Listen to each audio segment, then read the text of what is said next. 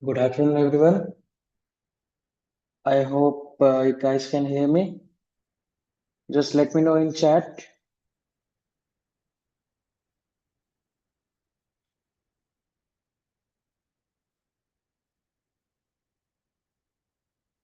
Great.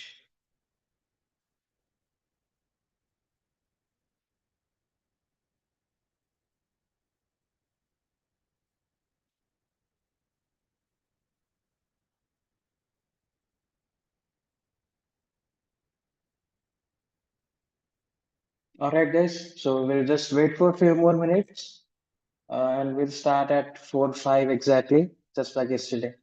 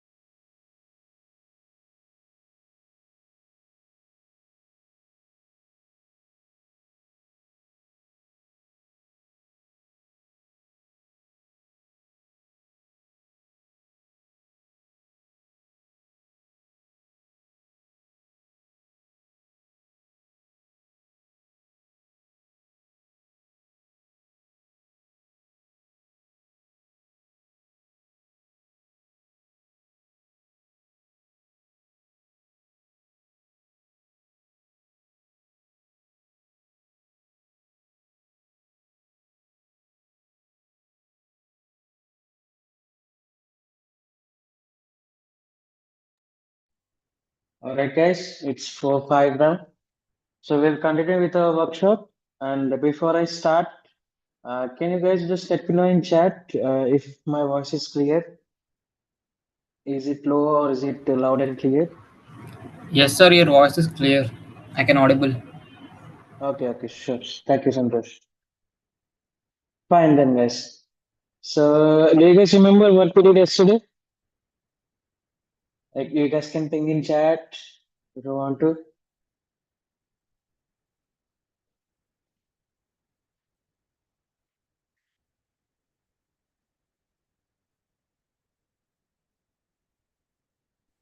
All right, fine. So, yesterday we looked at Python, right? So, our goal was basically to get ready for Python for Stack role interview. And yesterday we looked at certain questions that we can face when we are dealing with Python in an interview. Right. Now, today's agenda is going to be different. Okay. Because yesterday we were focusing mostly on Python. Today we are going to focus mostly on, let me just share my screen. Guys, let me know if you can see my screen.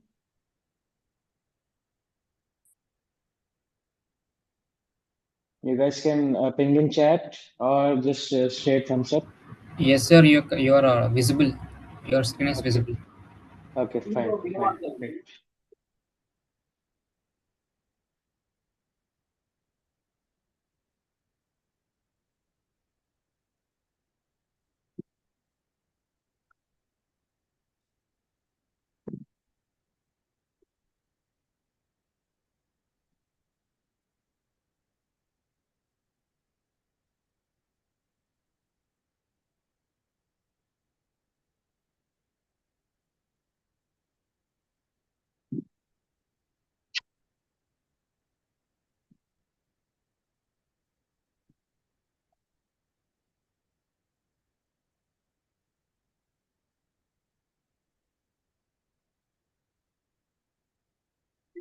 All right then.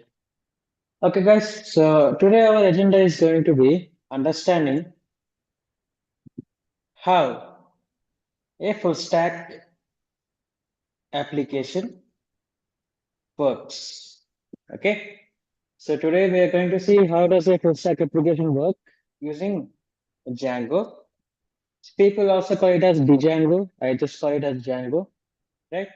And what we are going to do today is, as we discussed yesterday, we are going to have a live demo. Okay. So today we are going to, in live, build one student management application, right? We are going to build a full stack application, student management application, which will have features like adding a new student. So let's take a look at a scenario here again. I'm not just going to say that we are discussing this topic or we are building this project. Okay.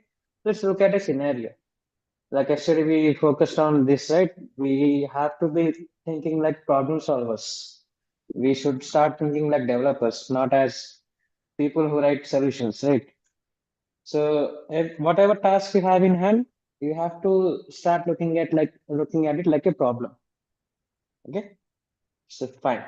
With this, the today's problem is basically what you have been asked is to build a student management application.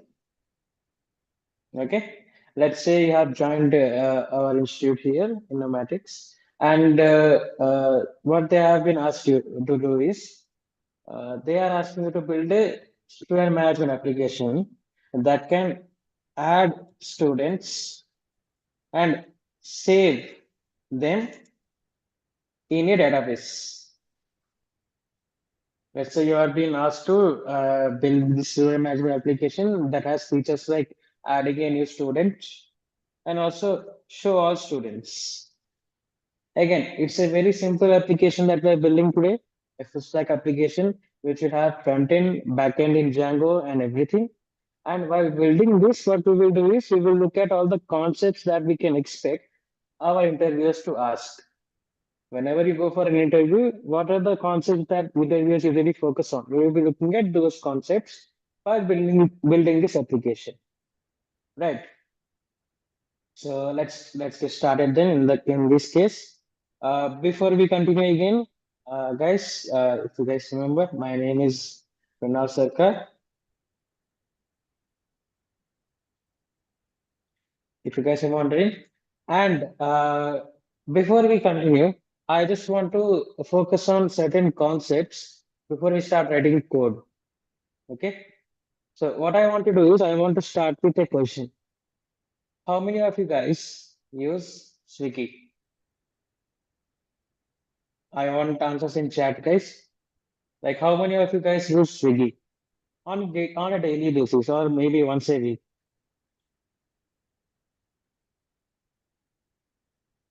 You guys can share emojis as well. That you can not use. Okay, Rohit, you have not used it. Fine. Okay, Tanish. So I see that you use Swiggy. Okay, thank you guys. Thank you for the response. So we use Swiggy, or okay, those who have not used Swiggy, you probably have used Amazon, right? If not Swiggy. In Amazon, you just open that website, you make an order, and then you get that order delivered to your house. Okay. Anytime have you guys wondered, like when you use Swiggy, when you open Swiggy or Amazon, and when you place an order, what exactly happens in the background? Okay. Like again, you have to start thinking like developers. So when you're using these applications, you have to start questioning yourself. Okay, how exactly is this working? So let me show you something. We will check first. How does an application like Swiggy actually work? Okay,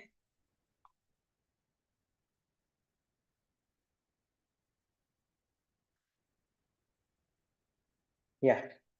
So let's look at this. Now, to use an application like to build an application like Swiggy, you have many things. You have front end, you have back end, and then you will have many other integrations as well. For example, in Amazon or in Swiggy, after placing an order, you have to do payments, right? And you also have to do tracking as well. You will get map for live tracking of your order, right?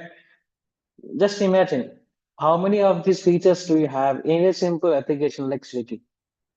See, you just simply open it, place an order, and then you get the order delivered. But in the background, there are a lot of things happening.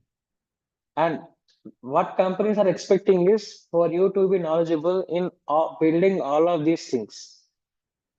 Like their expectations are also very high in 2026. Okay. So let's see what happens, what exactly happens when you place an order.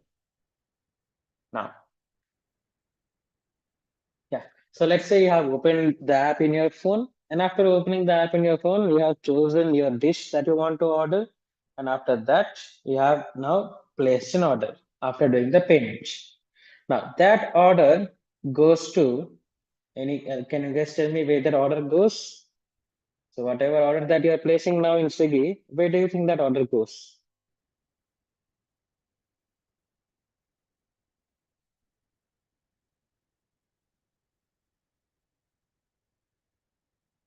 Guys, use chat for answers.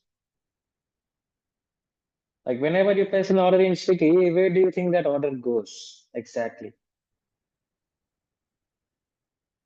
See, these kind of questions are what interviewers are asking. They are not asking for definitions. Goes to cart first, goes to restaurants. Okay, yeah. But again, I'm asking you to think like developers. Okay, yes, the request goes to restaurant and restaurant sees your order and makes that order. But before that, before it goes to restaurant, in the middle, before going to restaurant, there is a lot of things happening in the middle. Okay. Yeah, Namita, API. Yeah. So when you place an order, when you place a request in Swiggy app, that request is taken by an API. An API takes that request and sends that request to Swiggy's servers. Okay. So let's see what exactly happens when you place an order here.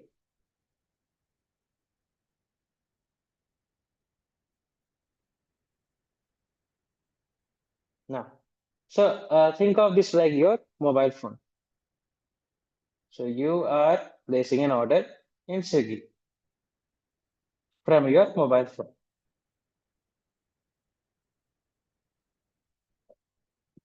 Okay. As soon as you place an order, that request first goes to an API. So you have an API in the middle that takes your request and then it sends that request to something called as a server, right? Now, if you guys remember yesterday, we discussed that a server is basically a system. Okay. Now, again, one more question here that interviewer may ask, what exactly is a server? Let's say I'm asking you in an interview, what is a server? What will you answer? What will your answer be? Like if I ask you simply, what is a server?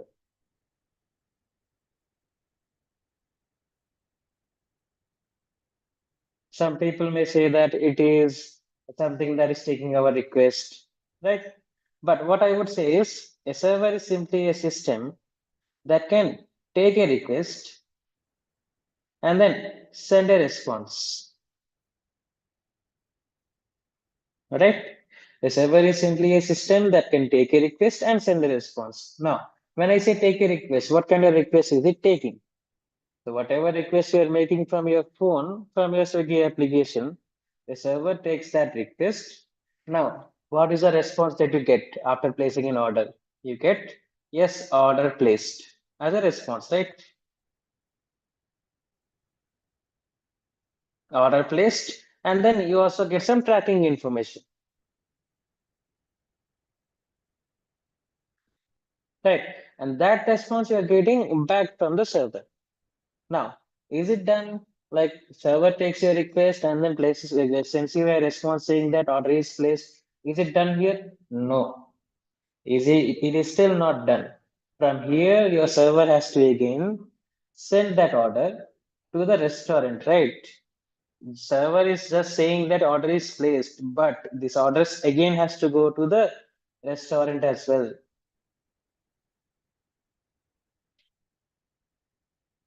Right. So server, what it does is it very cleverly takes your request and sends it to the restaurant first, and then in restaurant database, here somewhere restaurant will have their databases, and Swiggy servers will also have their own databases. Right. So what happens is your API takes your request, sends it to the server, and from server, what server does is it takes that your order, and then it sends that order to the particular restaurant. And then in restaurant, in the database, that order gets saved. And this is what the restaurant person sees. Now, after receiving the order in the restaurant's database, again, restaurant sends a response saying that, okay, boss, I got your order. And that same response, server takes it and sends it as a response back to you. Right. So this is the process that is happening. And it is not even as simple as this because in Swiggy, while placing this order, you also have to make payments,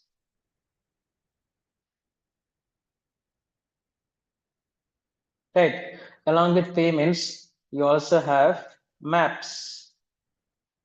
You see the live tracking of your data, right? Of your order. So all of see how many things are coming in picture here. All you see is your app, Swiggy app.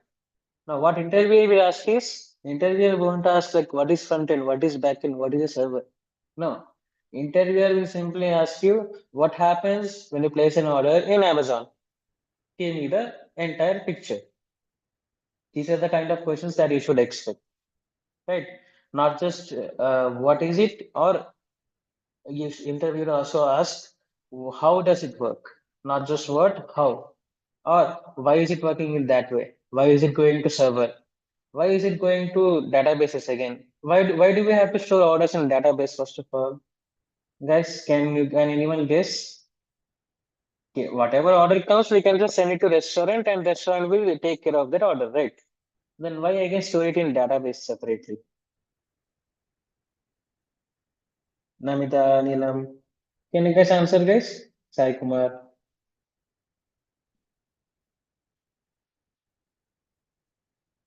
Again, these are the kind of questions that we will get in an interview. Exactly like this. CDN.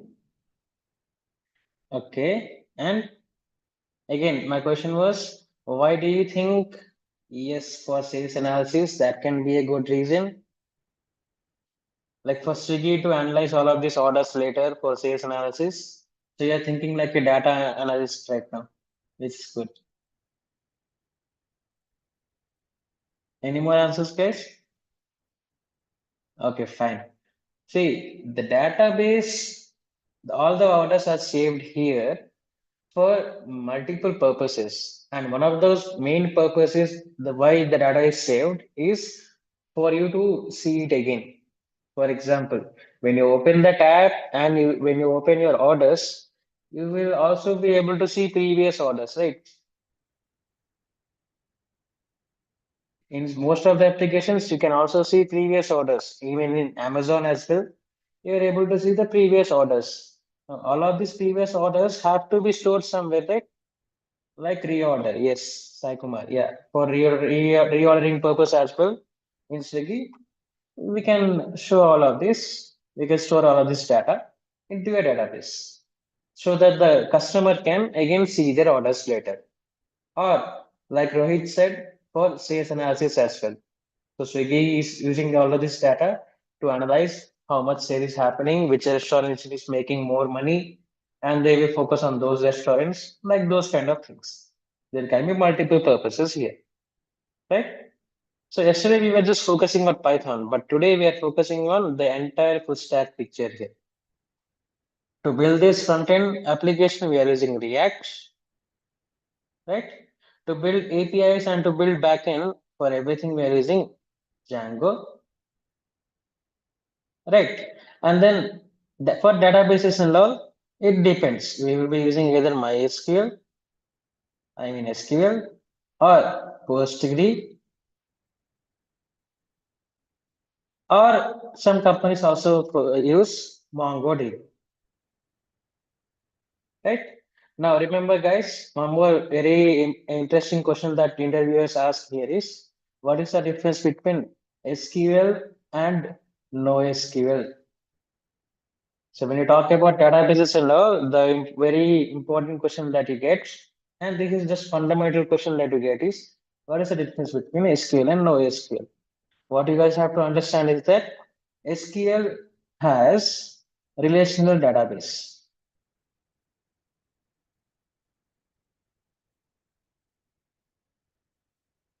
SQL completely deals with relational databases. Now, relational databases are databases where all the data is stored in the form of tables, right? So coming to SQL, they are all having relational databases where all the data is stored in the form of tables. Coming to NoSQL, all of the data is stored in the form of documents. Think of it like this. If I am asking you to save some student records with the application that we'll be building today, you can store these records in two ways. You can either store all of these records in a table, right? You can create a table, and in that table, you can store all the student records, or you can create separate documents, like, for example, a Word document for all the students. For every student, it can have like a Word document, separate Word document. Inside that Word document, you can save the details of that student. So the databases that deal with this kind of data are called as NoSQL, or also called as non-relational databases. Whereas databases that deal with tabular kind of data, they are called as relational databases. Okay, so this was like a brief picture of how a full stack application works. So if I show you that Swiggy application here,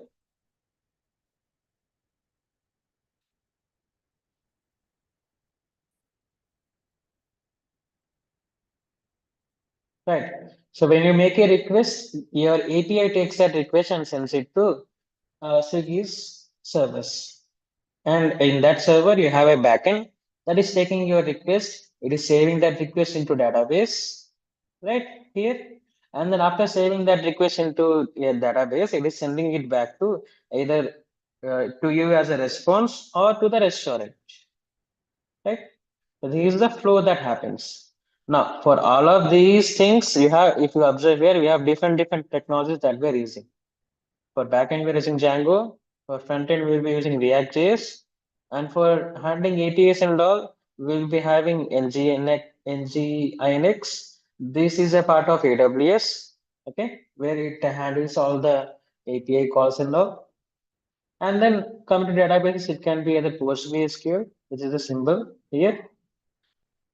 And if you are having any background tasks, now when I say background task, think of it this way.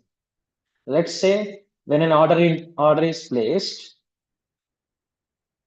okay, when a new order gets placed in the database, you have to store that order, right?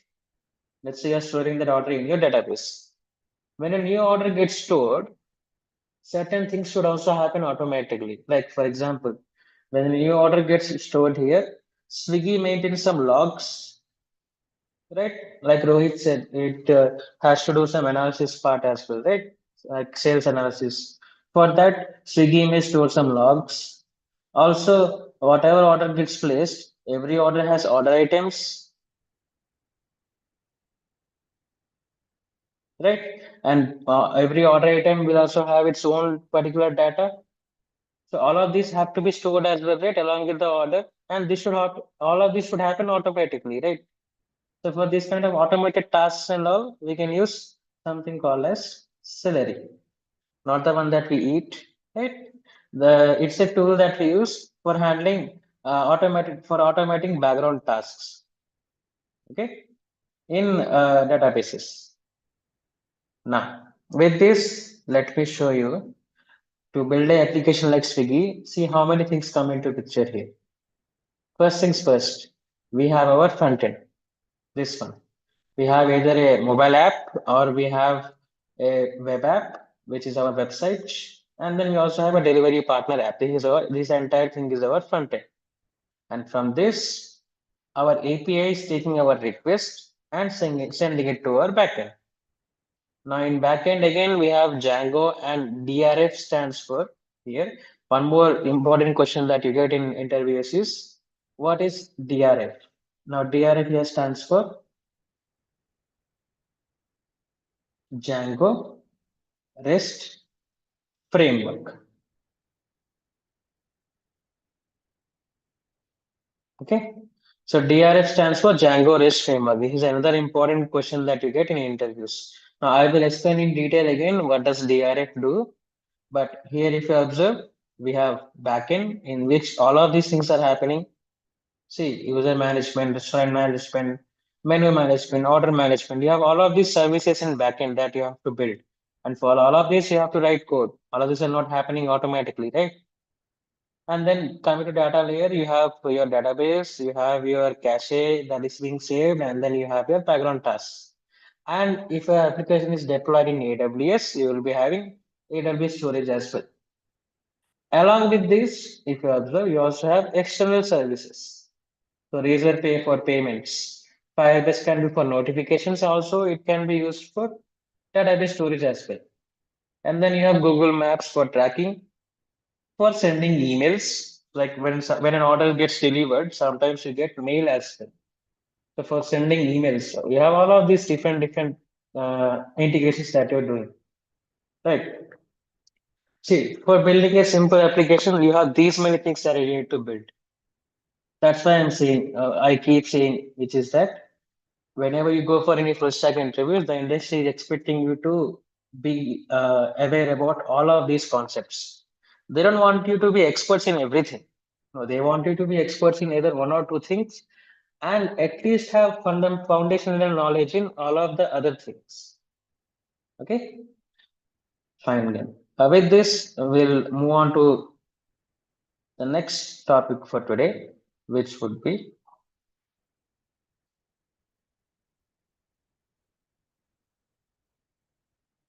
yeah, how exactly does our website talk with our Python code? Okay. Now here, one more question for you guys.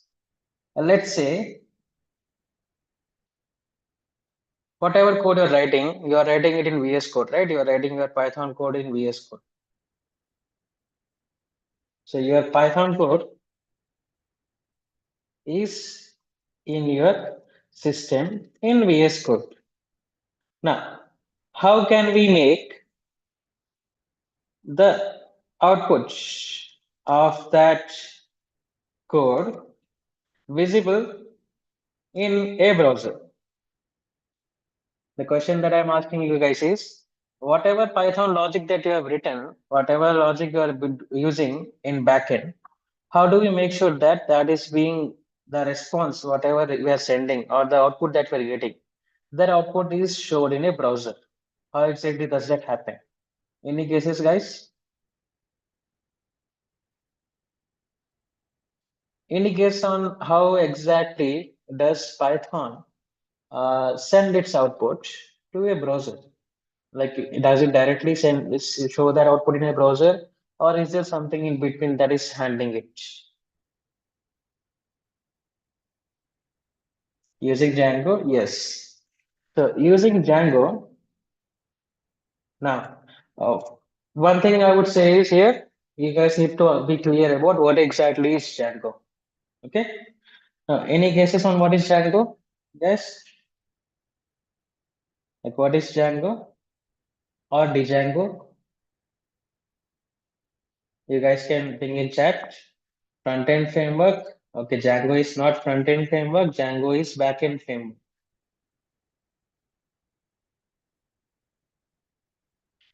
Okay, Django is basically a backend, a Python framework using which we build backends and APIs. Django is a framework in Python using which we build backend and APIs. Okay, now one important question that we get in interviews here is for Django, why is Django or Django batteries included? Why do we say that Django is batteries included?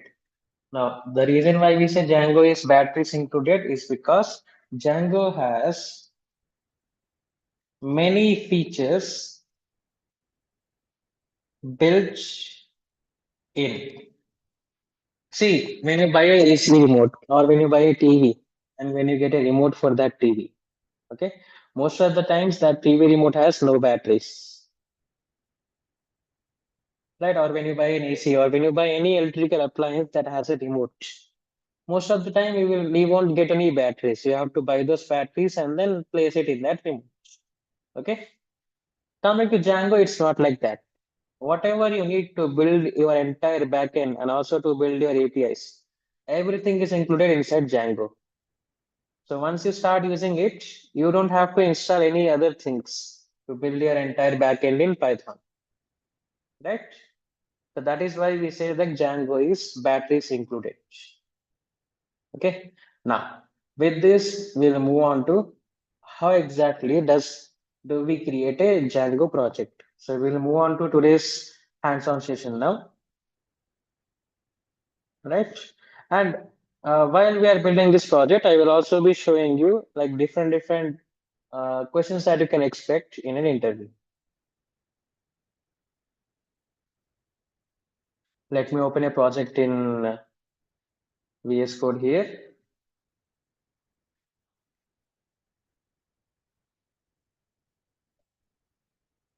All right, guys.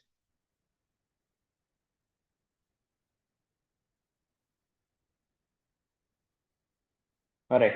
So I'm creating a new folder in here, and for our today's demo project, what we'll be doing is we will create a new folder here. Let me call it students management. So that is the application that we're building, right? We're building student management application, and we will open this folder in VS Code. Okay. Let me change the theme here so that is visible for you guys. All right, fine.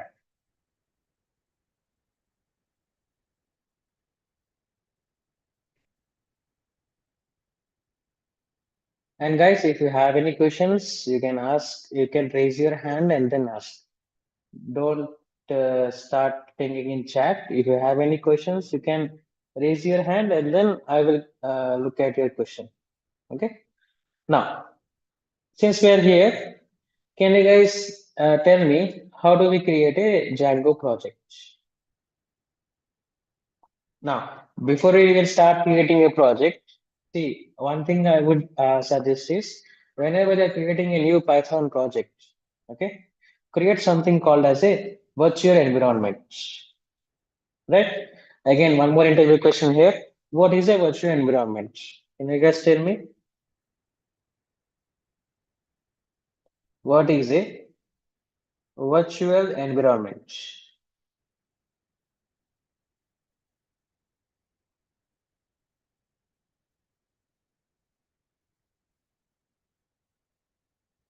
Can you guys just you guys can ping in chat.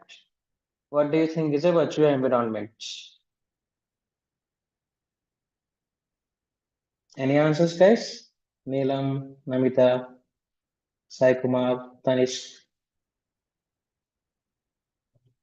Yes, Rohit. Yes, that is what we do in virtual environment. It is used to create isolated environment. Yes. Now, the reason why, okay, guys, so you guys are able to tell me what is a virtual environment, which is fine. You are able to answer the what question. Now, what if I ask you why? Why do we have a need of creating a virtual environment? Like we don't have to create a virtual environment, right? We can just start building Python projects without creating this as well. But why do we do it? This is the question that you need to ask yourself. Like, why is the need for virtual environment? Okay. Now, let me just briefly explain why do we actually need virtual environments. Let's say you're working on project one. Let's say you have two projects that you're working on currently, project one and project two. Now, in project one, you have installed some libraries. Let's say you have installed one and two libraries in project one. And in project two, you have installed two and three libraries. I'm just saying that you have installed one and two, 20 libraries without affecting our main computer. Yes, yes. So that's the best answer that I got. We create virtual environments so that, see, in project one, as I have said, I'm using one and two libraries. In project two, we are using two and three libraries. Now, let's say in project two, we have changed the version of a second library. Okay. Now, if you are not creating any virtual environments, all of these libraries that you are installing, right? And what do we use to install a library in Python? Can you guys answer in chat? Yes, we use pip. Okay. So when you install a library using pip, what happens is these libraries get installed in the main Python folder. So wherever you have Python installed, right? In that main folder, all of these libraries get installed. Now what happens here is, let's say in project two, we have changed the version of second mod library here. And the same library is being used by project one as well, right? See, since everything is being saved in the same location here, if you modify for project two, the same thing gets modified for project one as well. It creates an issue because let's say project one is not supporting this version, newer version. This creates an issue, right? So this is why what we do in Python is every time we create a new project, we create a virtual environment separately, which isolates your libraries. So whatever libraries you're installing now and whatever packages or Django, whatever you install, everything will be isolated inside this project. And this won't have any connection with other projects. Okay. So let's install a virtual environment first. And for that, the command will be here, Python -n venv and the environment name. Now, can you guys tell me why do we use -m here? What does that mean? -m. So this one. Basically, I'm asking VS Code to run something in Python. And while I'm running something, when I am running venv, I'm giving -m, this extra thing. This is the kind of questions that interviewers ask. Okay. Now here -m means you are telling Python, I am running a module.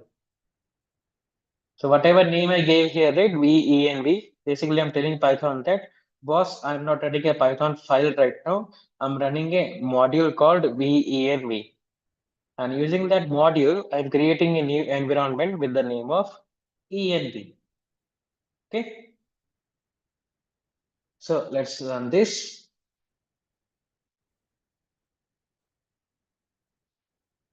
We'll just wait for a few seconds for that environment to be created. Now, sometimes in VS Code, you get these kind of errors. Don't worry about it. Just try again.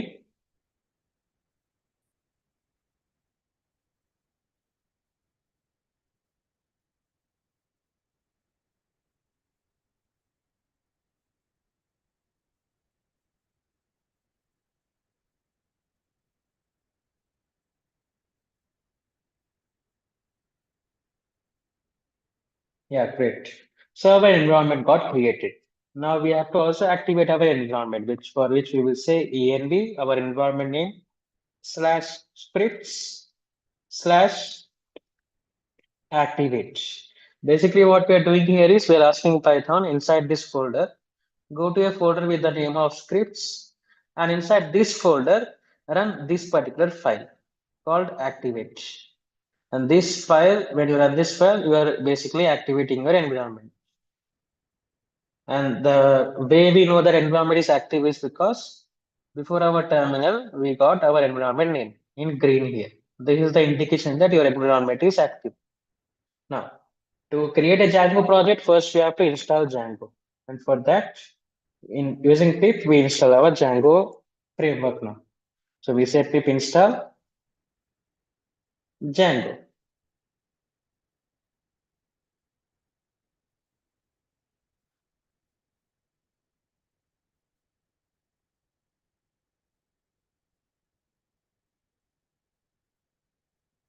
We just wait a few seconds for this to be installed.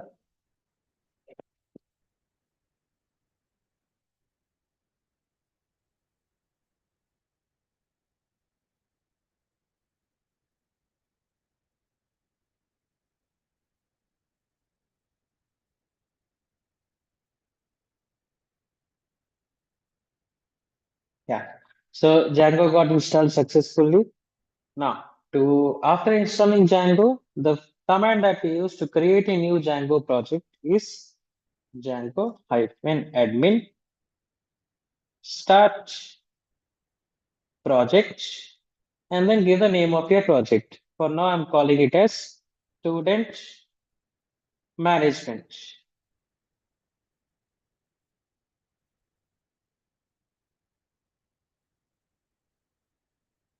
Right? Fine. So as soon as we run that command, we have now a Django project that got created here.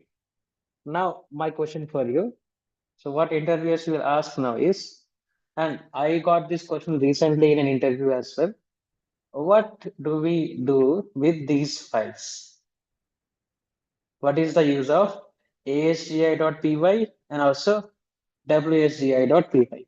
Can anyone answer here in chat, guys? Why do you think that we use those files, asgi.py and wsgi.py?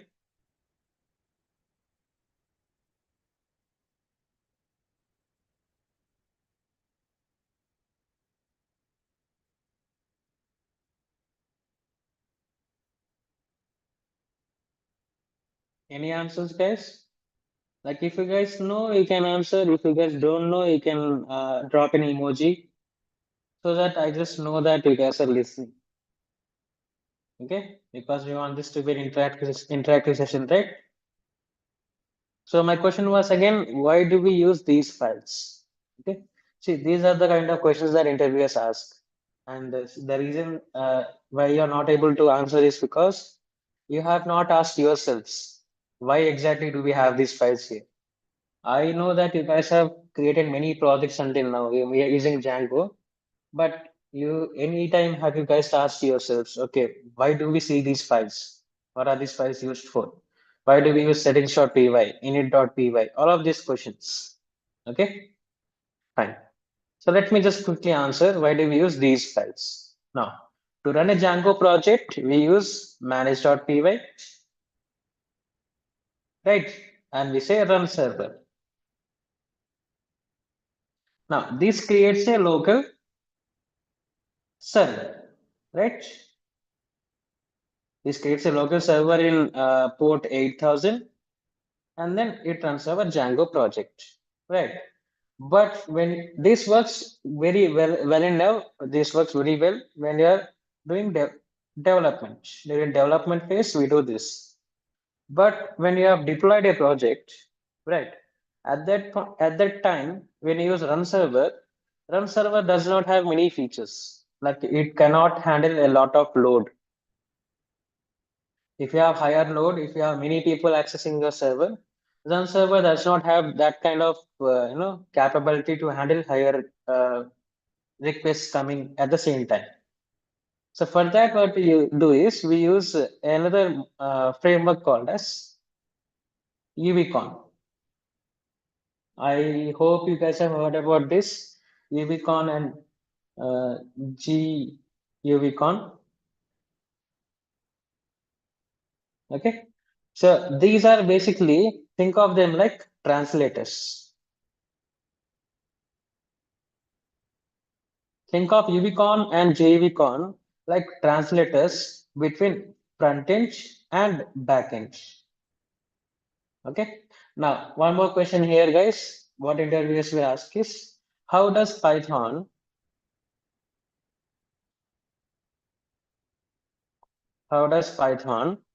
know how to handle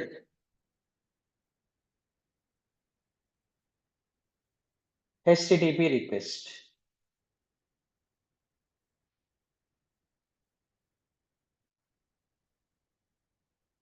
Okay. Another common interview question is, how does Python know how to handle HTTP request? Because Python cannot understand HTTP request.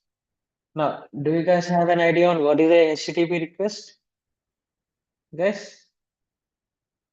Yes, Anusmaya. It uses methods like get and post. Yes, I mean, Django uses methods like get and post. But have you wondered, like, how does Python take a request that is coming in JSON format, right? Whatever HTTP request that you get from front end comes in JSON format. No, Python doesn't understand JSON, right? It doesn't even know what is a HTTP request, first of all. Now, how does Python take this request and process it? So for that, you have UVCon and GUVCon. Okay.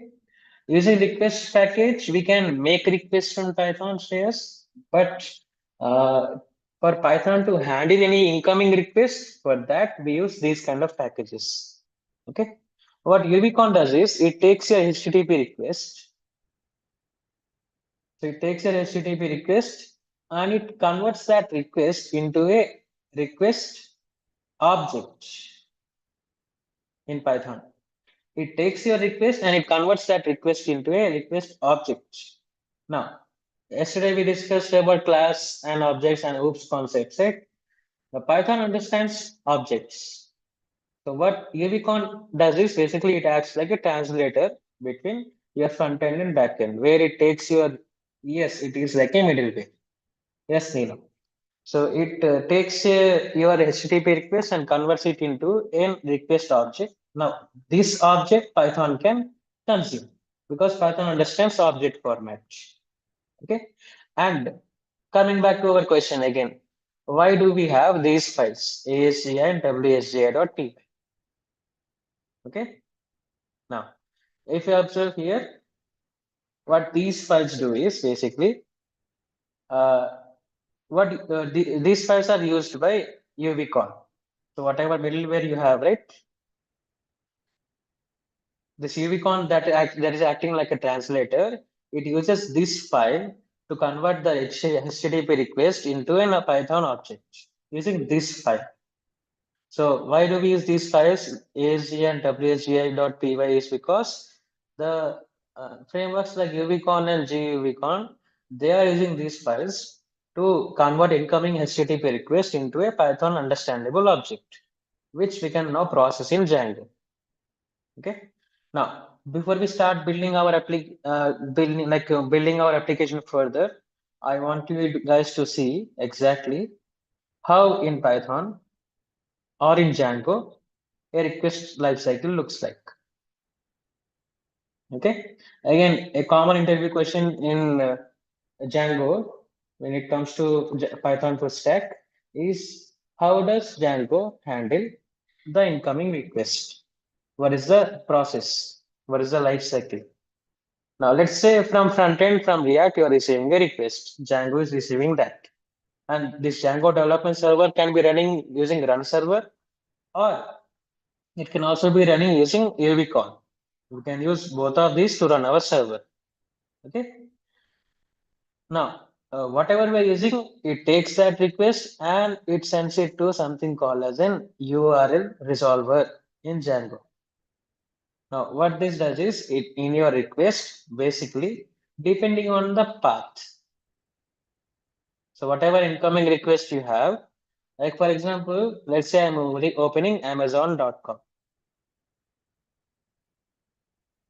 right? Now, if I open a sign up page inside Amazon.com, the path, if you have observed any time, changes from Amazon.com to Amazon.com/sign up. Or if I open sign in page, it changes from Amazon.com/sign in. Right. See, what these do is these basically define the type of request that I'm making. So from my front-end React also, I will receive a HTTP request that will have a path like this. These paths, they are also called as URL paths. These define what kind of request am I making, right? Am I making a request to open a home page, or am I making a request to open a product page, or am I making a request to login? What kind of request am I making? That is what these define. Now, what your resolver does is it takes your request, and from that request, depending on the paths, so whatever kind of request that you have made now, depending on the path, it sends that particular request to a view. Now, again, one more important question in Django is what is MBT architecture? In Django, what is MBT architecture? Model, view, and templates.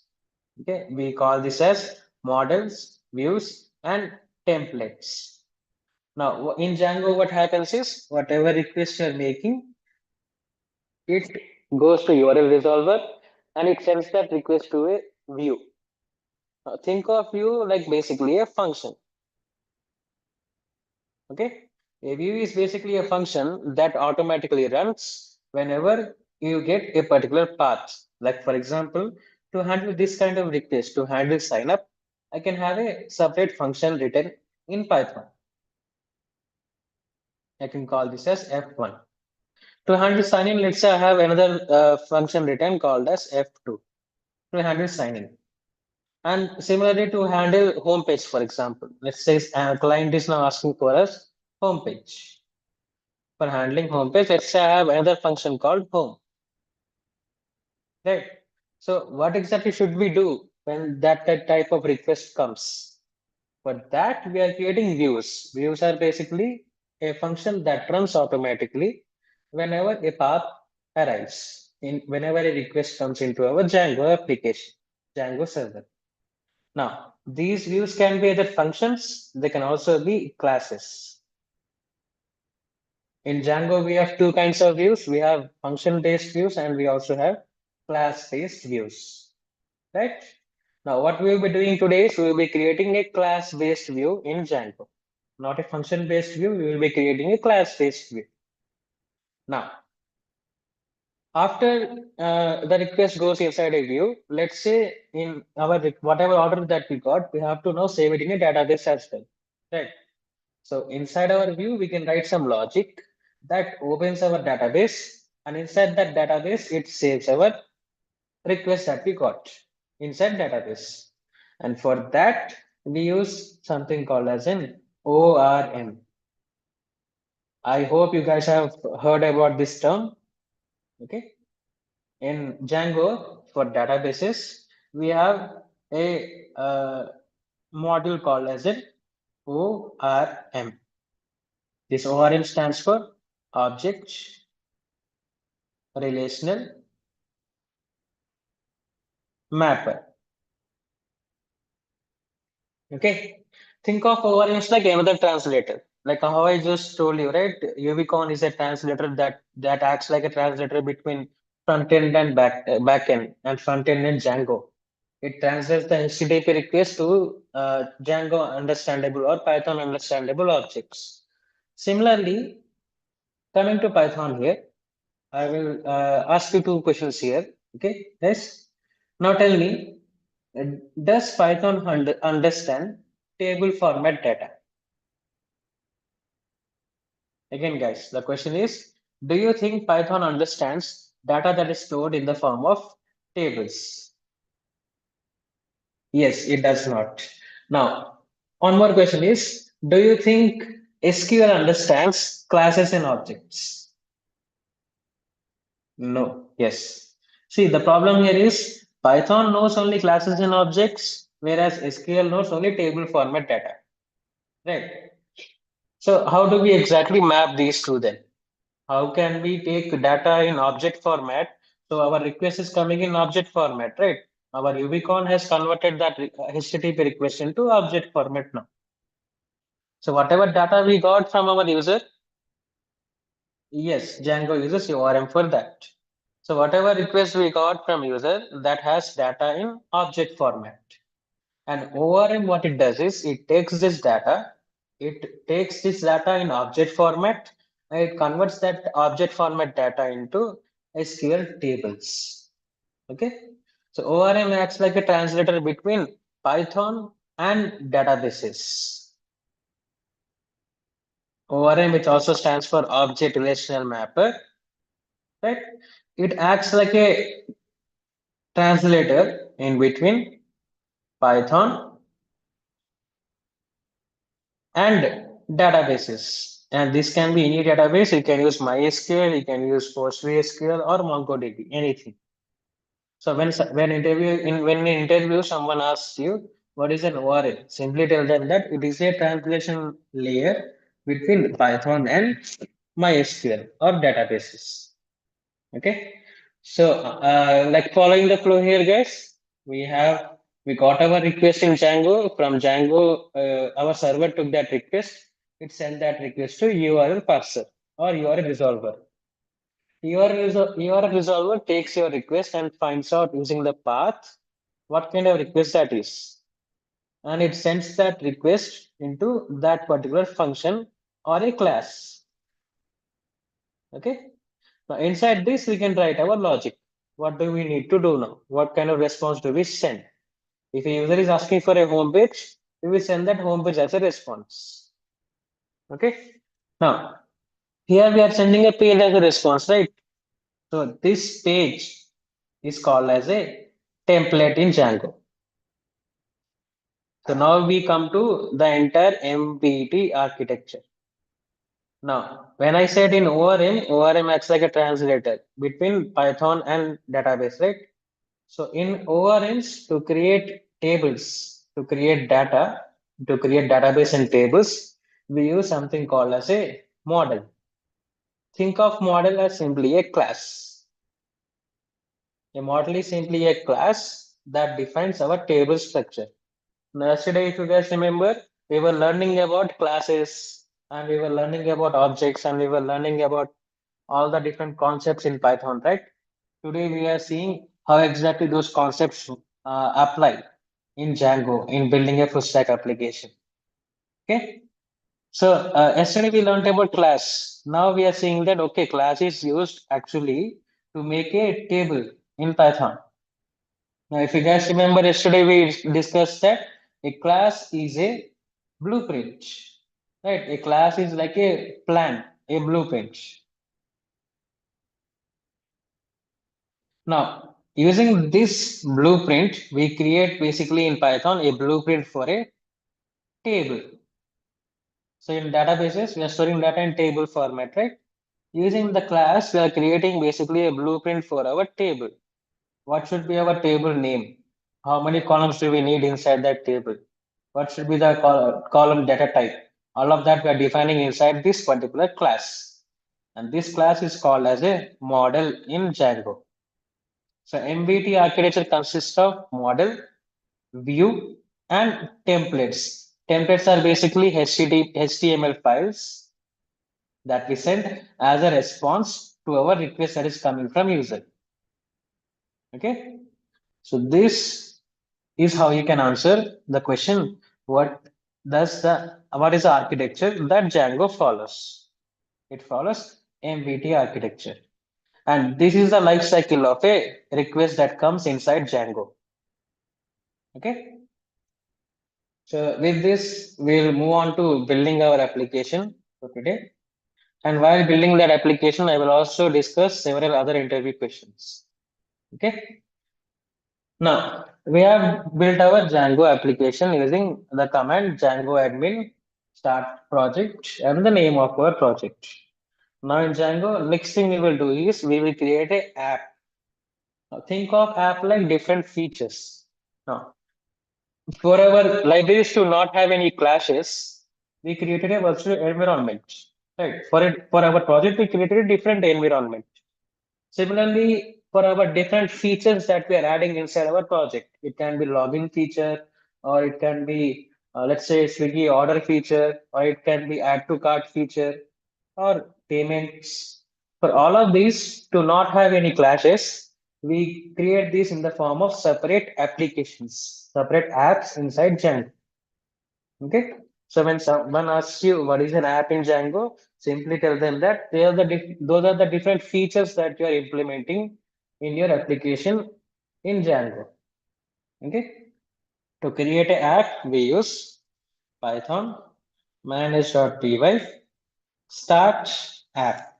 And then we can give the name of our app. For now, I'm giving it as student. As soon as you run this command, if you observe now, I got one more folder created called student.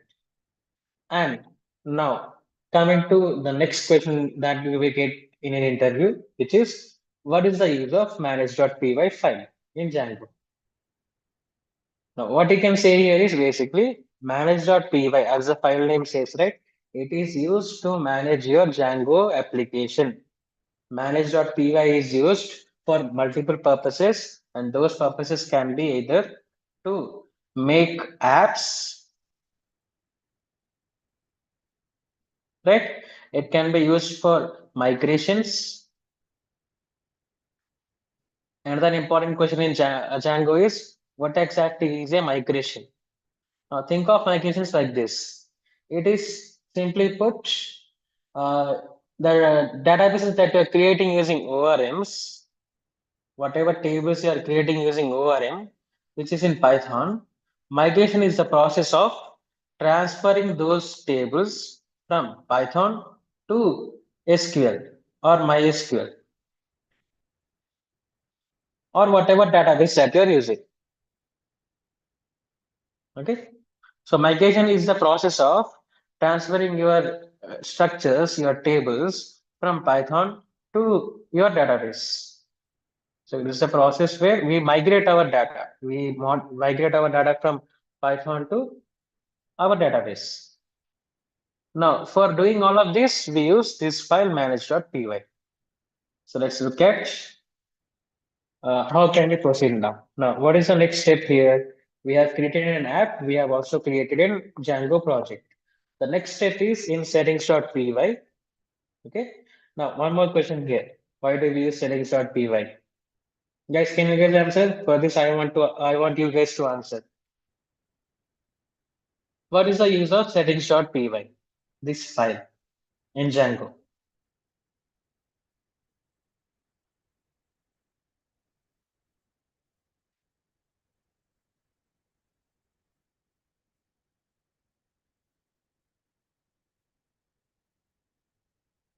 Drop your answers in chat, guys. Why do you think settings.py is used?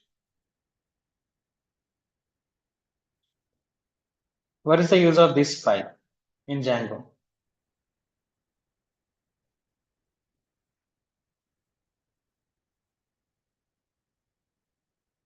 Fine. So in Django, settings.py is used as a configuration.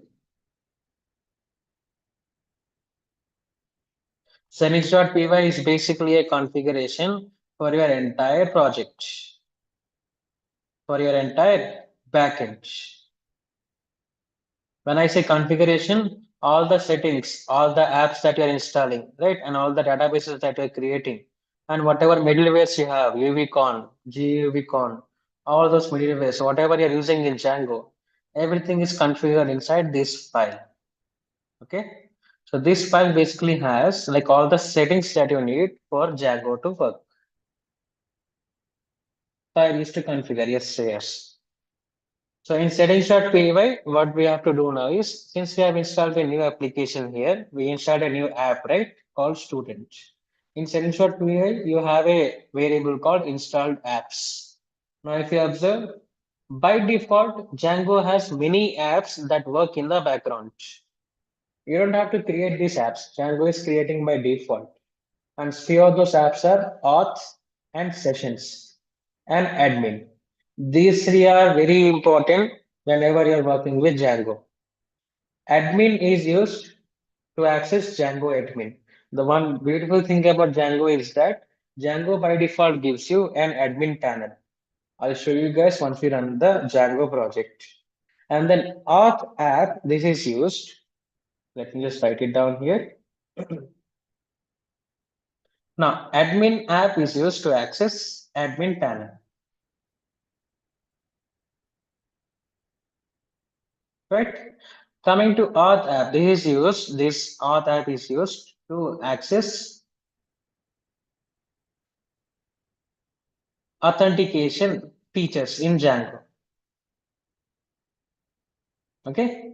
Coming to sessions, again, one more important interview question is what people will ask is usually what is a session? Now, think of a session like a phone call. Simply put, a session is basically like a phone call that you are making in between two different applications. For example, let's say you are connecting from front end to back end, or you are connecting from back end to database. Okay, you are forming a connection here. Now, let's say I am asking you to call your friend. After you called your friend, whatever conversation happens in between you and your friend, let's say this is you, right? And you are making a call to your friend somewhere out there. Now, when you make a call to your friend, whatever conversation you are having in between you guys, it stays in that call itself, right? It does not come out. And after the call is done, after the connection is done, the data also goes away. Like whatever conversation you had goes away. A session is like that. A session is simply a call that happens in between like in between one on two different applications. And whatever like request that you're sending is being sent in that call itself. And once the call is done, once the connection is terminated, all the data goes away. Okay, it is a secure way of connecting to different application. Now, don't get confused, guys. This is not an API. API is the tool that we use to establish this connection. API carries this connection. API is the one that is being used to build this connection. That connection itself is the call. Okay.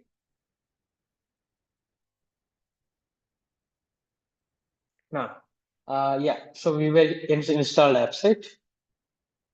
So once we create a Django project and once we create a app in Django, the next thing you have to do is you have to add that app what you created here, student app, inside installed apps variable. So with this, we will now just run our Django server and see how our output looks like. So for that, we will say Python manage.py run server. Our Django application is now running. It is now open inside this link. Let's open this link in our browser and see how it looks like.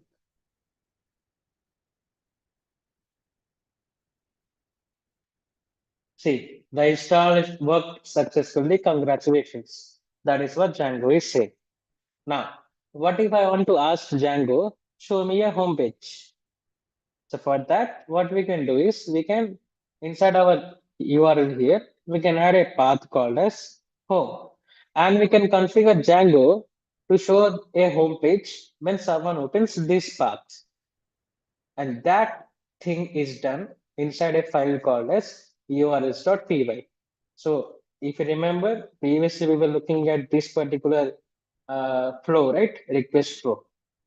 So we created our Django application. Django application is now running inside this server.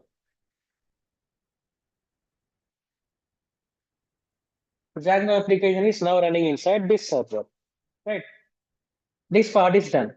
Now what we have to do is we have to configure a URL that carries our request inside a view. And that is done inside a file called as urs.py. So inside our project, we have a file called as urs.py. Right? Inside this, if you observe, if you have something called as URL patterns here. So here what we can do is we can add one more path, and I will call this path as home, right? And I'll tell Django, once someone opens this path, open a different view. Now, if you observe here, there is already a view attached to this particular URL, admin URL. Now we are telling Django, okay, if someone opens this path, open a different view. Now, where is that view? We have to create that view, right? To tell Django, okay, run a function when someone opens this path. We have to create that function first. So for that, what we will do is inside our app, we will create a view here, okay? And since we are creating a class-based view here, that is done using something called another framework in Django called as DRF, Django REST Framework. So that also we will install here. Click install.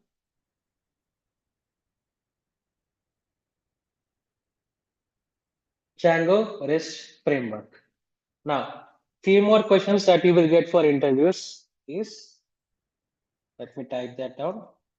What is DRF or Django REST Framework?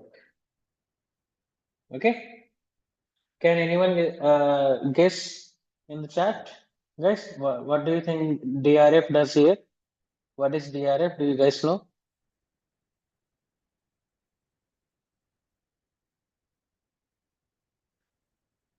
If you guys know, you can ping in chat, or if you guys don't know, you can drop emojis as well.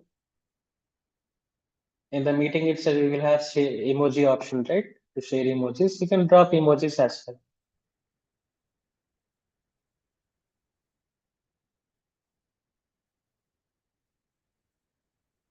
Can anyone answer, guys? Why do we use DRF? What is DRF in Django?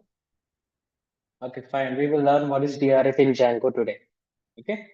Now, DRF has many uses, many use cases. It is used to create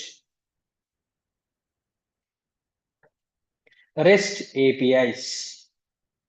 DRF is used to create REST APIs. It also has a beautiful thing called as serializers.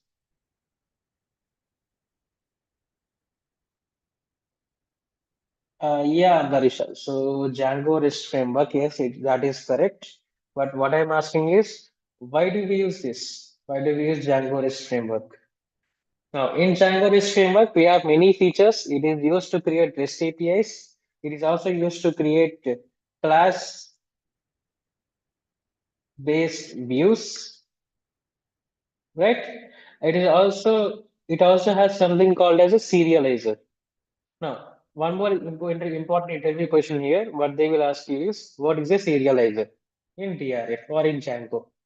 Okay, a serializer is a converter that converts objects into JSON data. See, if you are front end and back end, whatever requests you are getting from front end in the form of a HTTP request, all of that data comes in JSON format, right? Can you guys tell me what is JSON format? How does JSON data look like?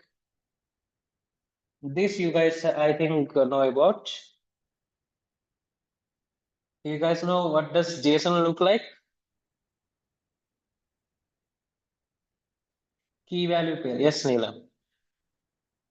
Yeah. So what serializer does is basically, now if you guys remember, I told you we use ORMs. We use ORMs to basically create our tables, and those tables are in form of classes, also called as models.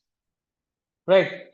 Now, what Python does here is, what ORM does very cleverly here is, it creates objects for these classes. Now, these objects act like rows. Inside your database, inside tables, you have rows and columns, right? And each row stores one user data, one order, for example. So what Python does here is it's from using this class that is defined in your table structure, it creates multiple objects. And these objects act like different rows. Okay. What serializer does here is it takes all of these objects from your model, it converts those objects into JSON data. Now you guys may have a doubt saying that, okay, why do we need to convert all of these objects into JSON data? Because frontend only understands JSON.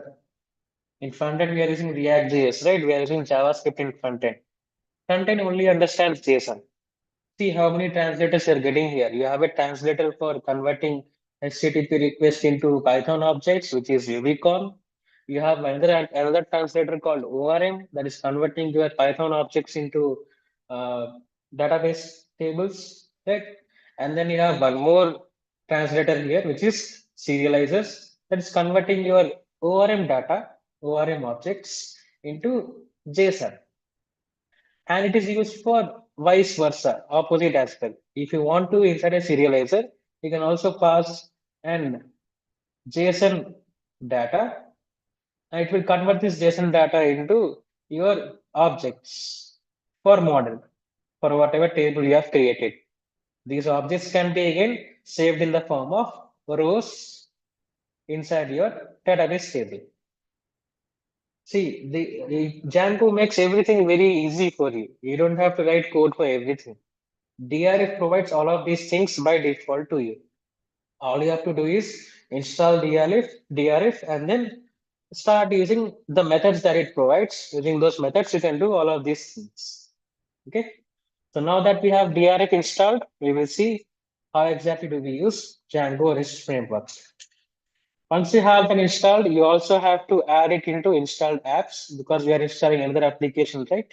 So here we will add REST framework as well. And back to urs.py, here what we have to do now is we have to configure, we have to tell Django here if we will import include as well. Now, let me write this line of code and then I will explain what exactly is happening here.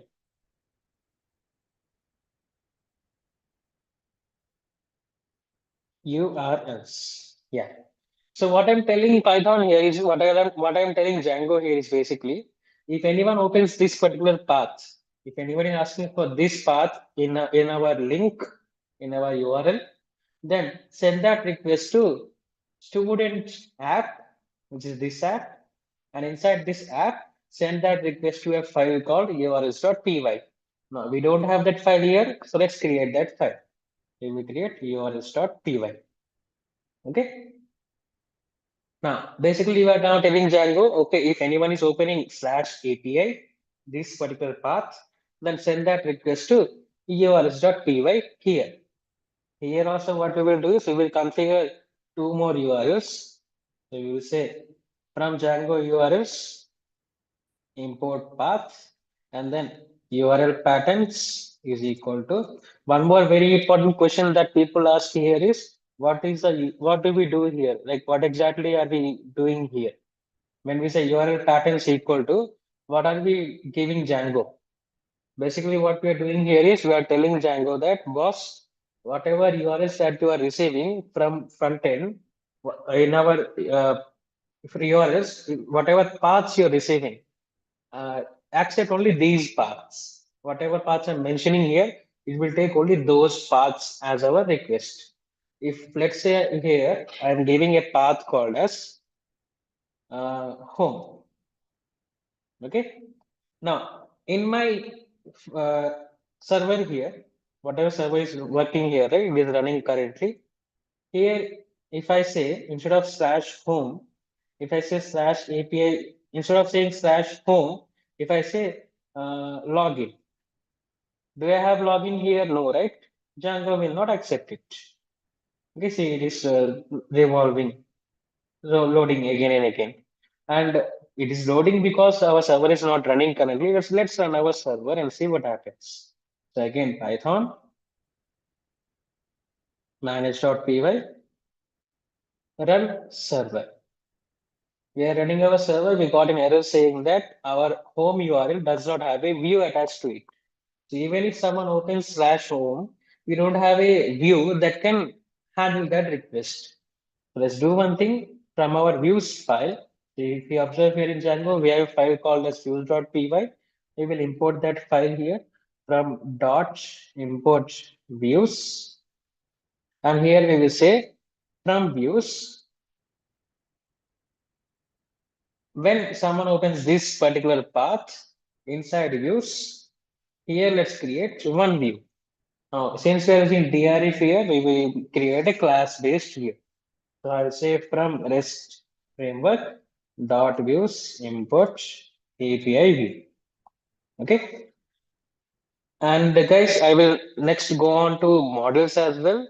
So using ORM, how do we create tables? I told you that ORM acts like a translator. In ORMs, we create our tables in the form of classes.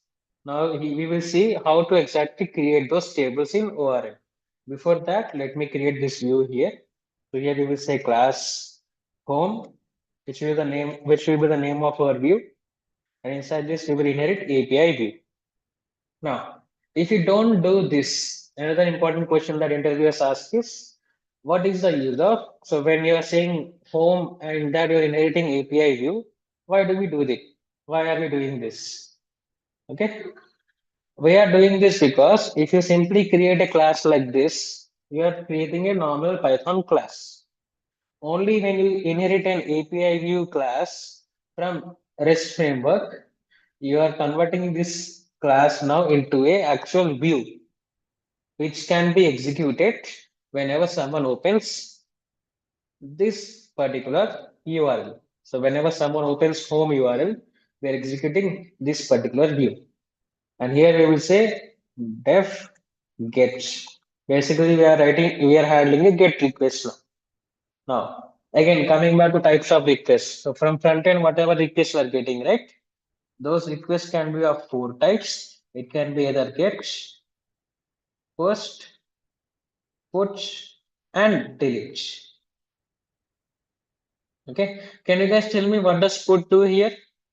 Why do we use put request? Or sometimes we also have patch. Another important question, guys, for interviews, APIs. Coming to APIs, they will definitely ask you, explain to me about the HTTP requests. These are all HTTP requests that we're getting in Django. Different types of HTTP requests. So can you guys tell me why do we use put here? Anyone in chat?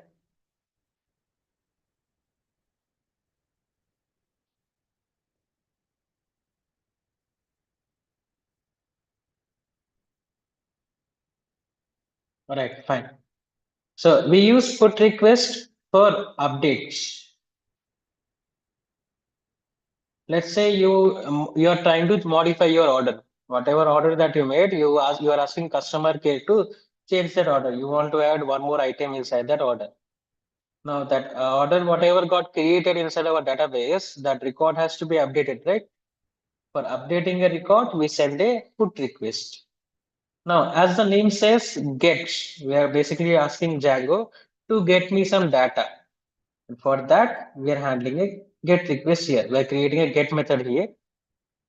Put update that complete a patch or partial update. Yes, Neelam. So put updates our entire record, whereas patch updates only partial record. Okay. So we are having a get request here. And since this is inside a class, we will use self and then we also pass request. Now we are telling Django basically inside this particular view, which is home, I'm accepting a get request. And what this get request will do is it will simply say return. And here from REST framework, we will also import response. Right? So we are saying return a response. And the reason why we're using this particular class from REST framework is because, as we discussed, Django REST framework automatically handles JSON data. So when you set a response using this particular class, response class, automatically whatever response you're sending here goes in JSON format only. Okay. So here I will simply add, so as you guys said previously, right? JSON is key value pair. So here I will add a key value pair, and that key value pair will say message,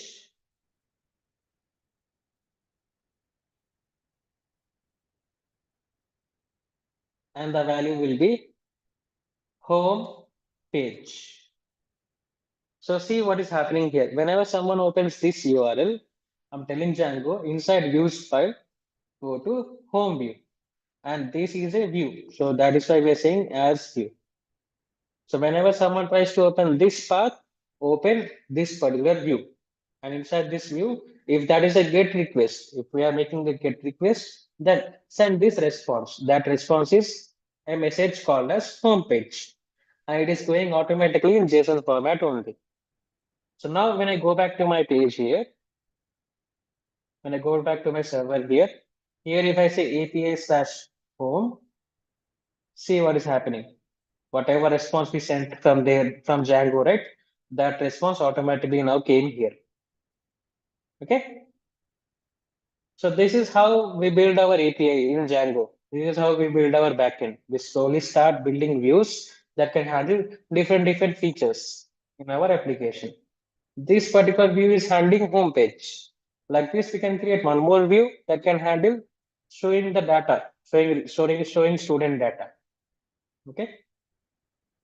Now, I will quickly talk about a few more important concepts here in Django, and this will be a very important interview questions as well. Okay. And the next question will be, what are migrations in Django? Okay. Now, as we discussed, migrations are transferring our tables from ORMs to databases. Migrations are a process of transferring our tables from our ORM, which is in Python, to databases. Okay. Now, let's do one thing here. Let's jump onto the concepts of ORMs and using ORM. And Django has its inbuilt ORM called Django ORM. Okay. Using a Django ORM, now we will try to build a table in Python. That we do by creating a class.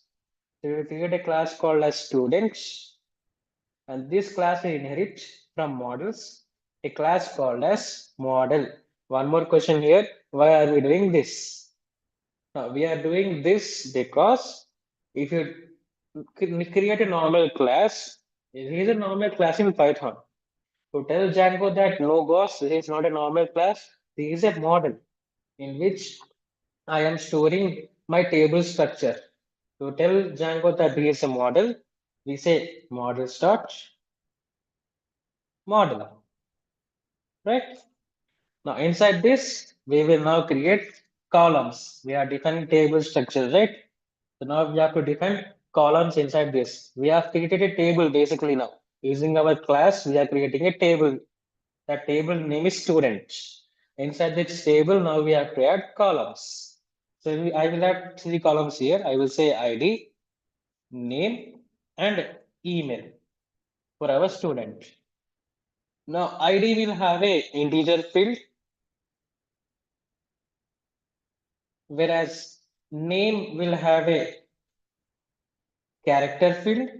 And here we will say the maximum length of these characters that I am allowing is 250 for our name. And email will be a email field. Okay. Now in Django, what you can do cleverly is here you can pass constraints as well.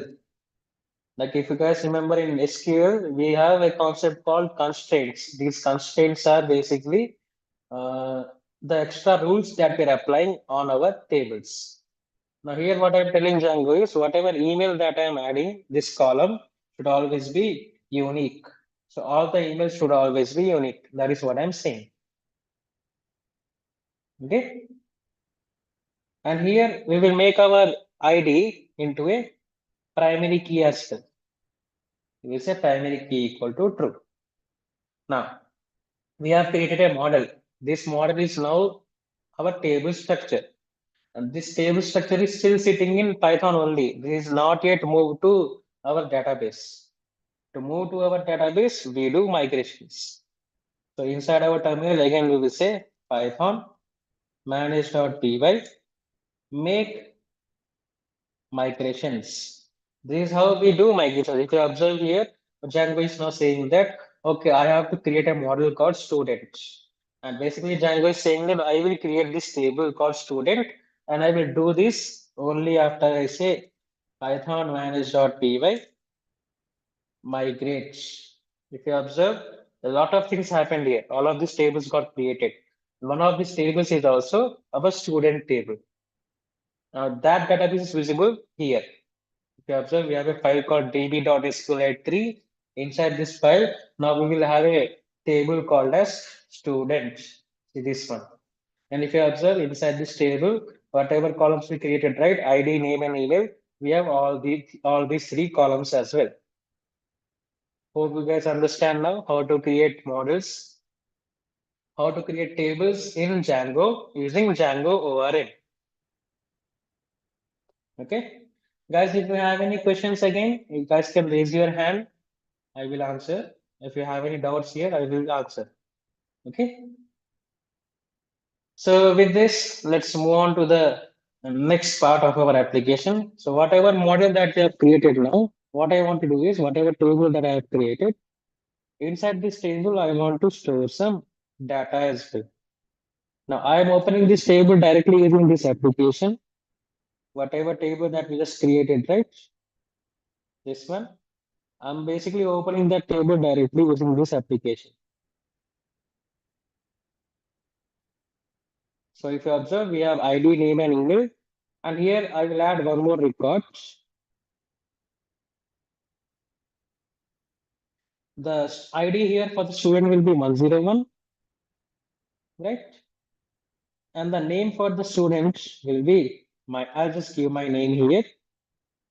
And then coming to email, I'll just add a email ID,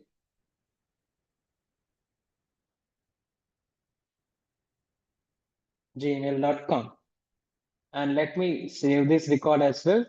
Now, if we go back to VS Code and check this database here, if I check the table, let me refresh. If we observe, we got our record. We have 101 and looks like we did not get any name. Let me check here.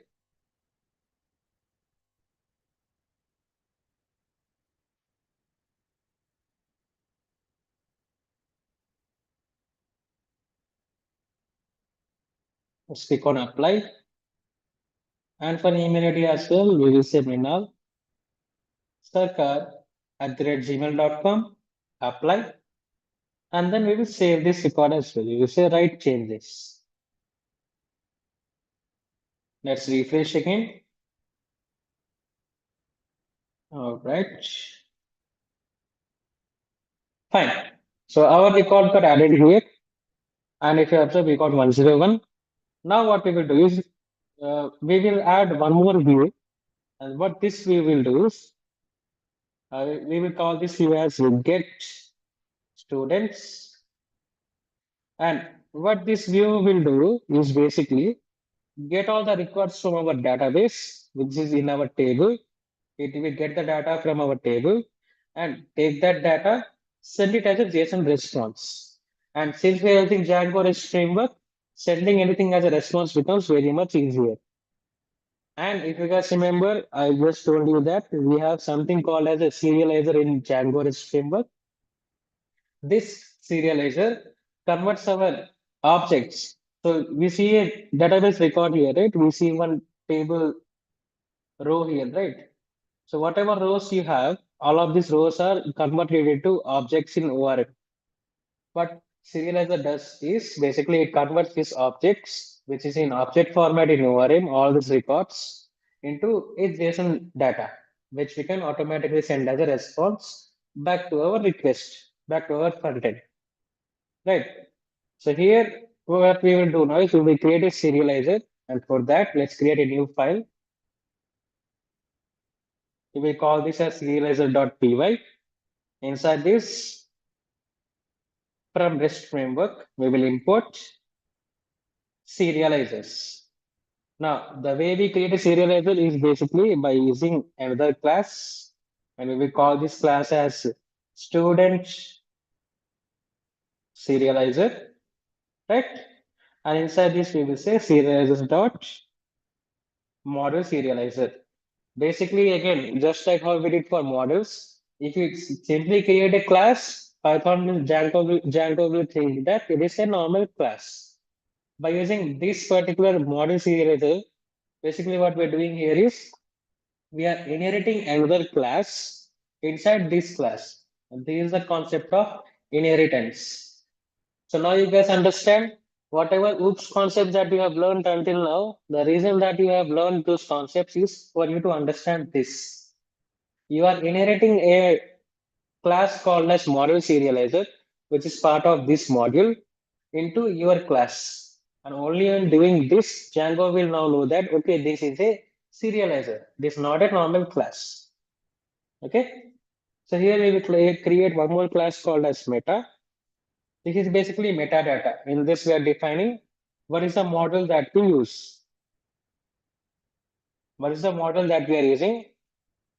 Basically, from which table do we want to take all the data and convert it to JSON? And we will import that table, which is in models.py, right? So from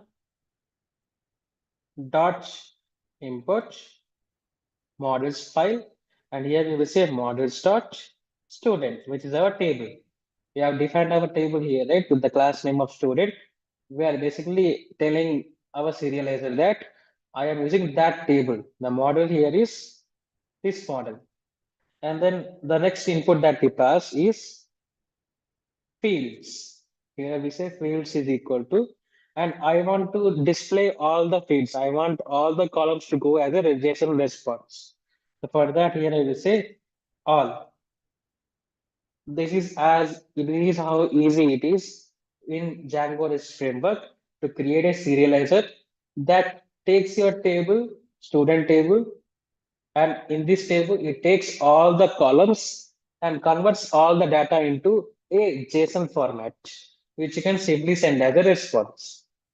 So back to our view here, what we will do is we will create one more GET request that can handle a GET request, an API that can handle a GET request.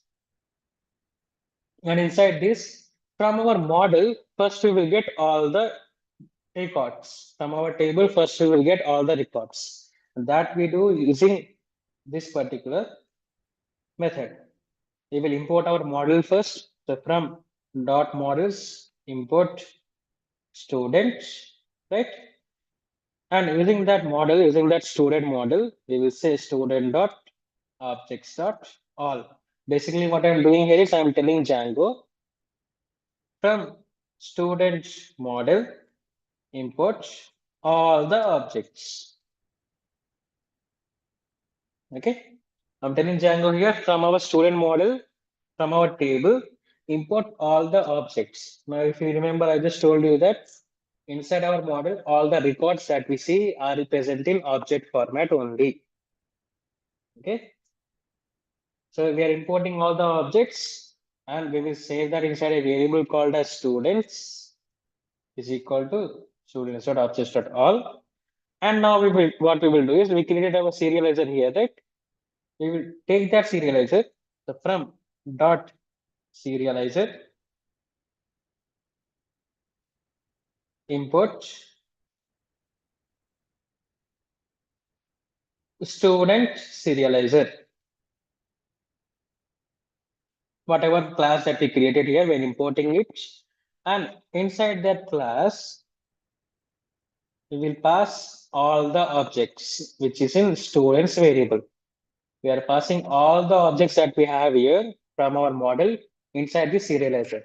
This serializer will now automatically convert all the objects into JSON format. And here we will say many equal to true because a single table can have multiple records, right? So for that reason, we are saying many equal to true. We're telling Django handle all the records, not just one object, handle multiple objects. Okay. So this we will save in a variable called JSON, and then from here we are sending a response of JSON dot data. We are basically asking serializer to take all the model objects, convert it into JSON, and give it to me inside this variable. From that variable to access the JSON data, we use JSON dot variable dot data. We are taking all the JSON data, we are sending it as a response directly whenever someone tries to access this particular view. Now let's see what happens. Now we have given our view, but it is not attached to any URL, right?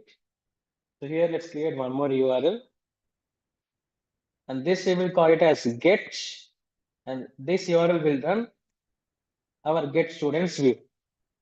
Now back to our server here from our front end. Instead of home, if I say slash API slash get, let's see what happens. Is our Django project running? No, it is not running. Let's run this Python manage.py run server. Let's try again. Now, if you observe, see 101, we got our student data. This is how easy it is to build a full stack application using Django. All you have to do is learn about Django REST frameworks.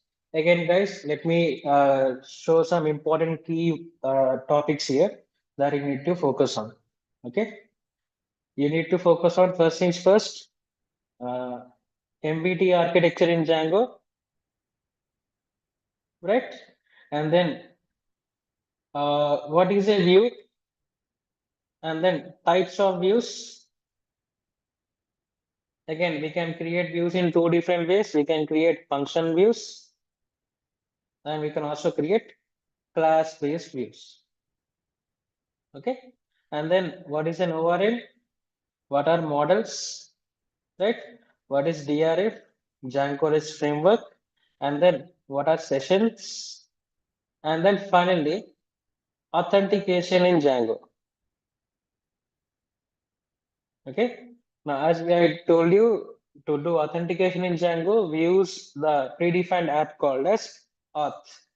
In settings.py, we will have a predefined app called as django.contrib.auth here. This app is what is used to do authentication.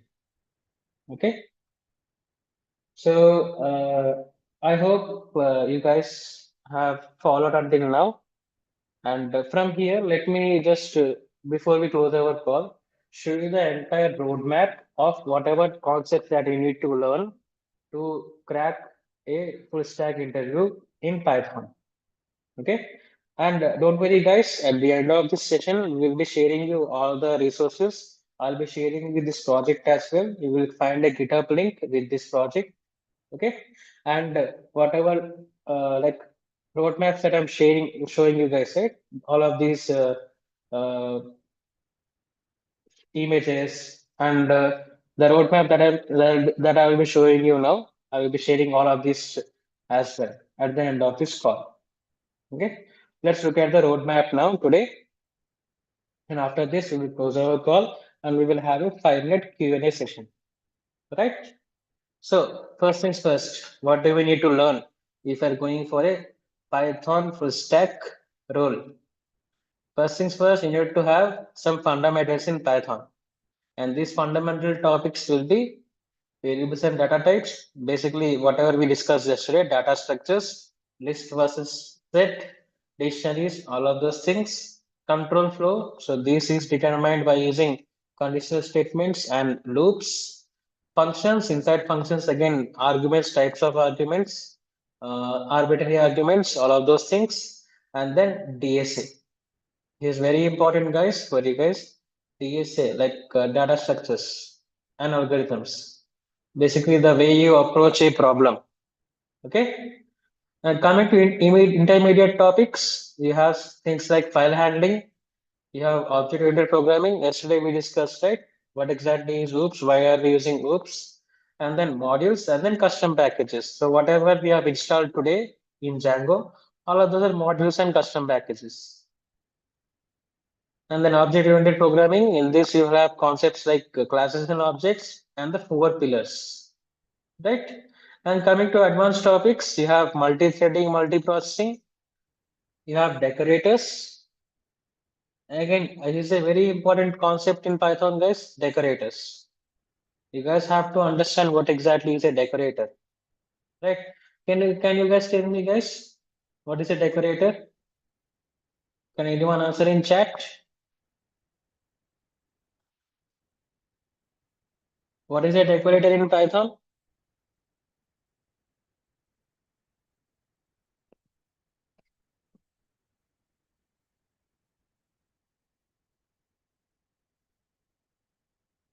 Shreyas, Neelam.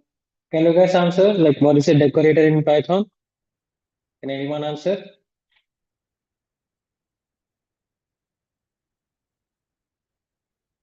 Function inside a function to extend function. Okay. Rohit, function inside a function, it is not a decorator. You can say it is as a callback function or higher order functions. Yes, yes, a function that wraps another function to extend or modify its behavior without changing its original code. That is what a decorator is. And in Python, decorators are very important. We will be using this in Django. We will be using this in fast API as well.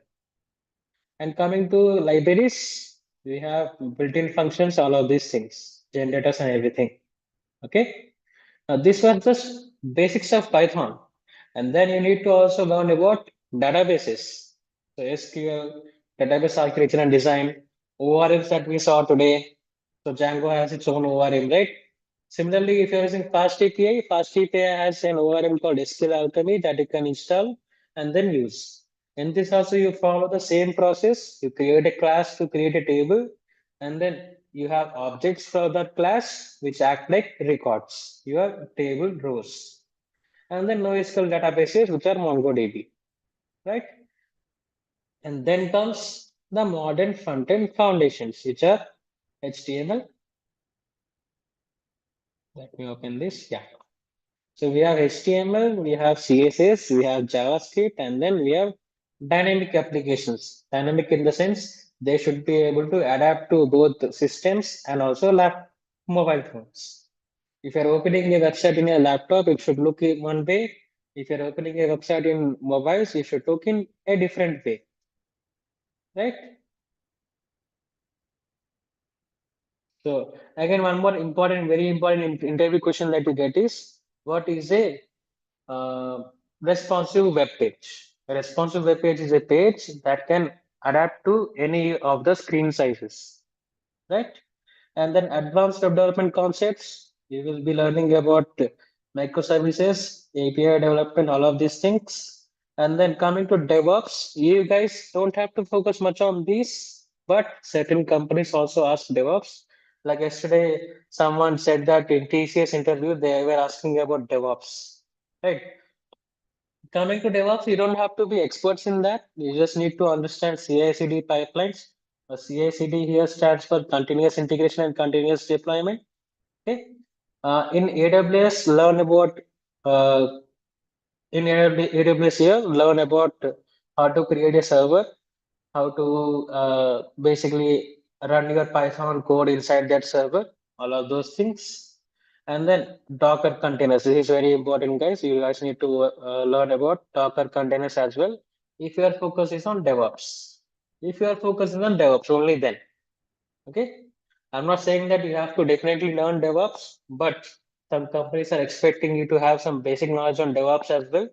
For that, you need to focus on these concepts, right? And then finally, you need to have a lot of full stack projects. Okay. Now let me show you one website here.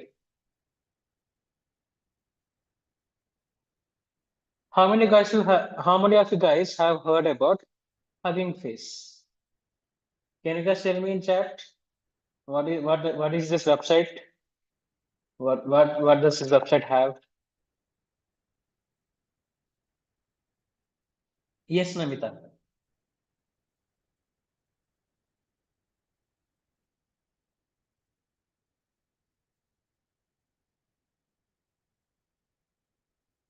Can you guys? Okay, fine. Yeah.